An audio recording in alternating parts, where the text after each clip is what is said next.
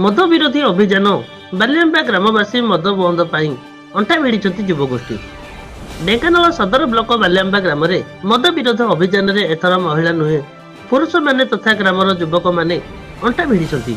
ଜିଲ୍ଲା ପ୍ରଶାସନ ଓ ପୋଲିସ ପ୍ରଶାସନକୁ ଏ ସମ୍ପର୍କରେ ଜଣାଇବା ପରେ ଆଜି ରବିବାର ମଧ୍ୟାହ୍ନ 12ଟାରେ ଗ୍ରାମର ଶତାଧିକ ଯୁବକମାନେ ପ୍ଲାନ୍ କାର୍ଡ ଧରି ମଦ ବିରୋଧରେ ଗ୍ରାମର ପ୍ରତି ସାହିରେ ଜନସଚେତନ କରୁଛନ୍ତି।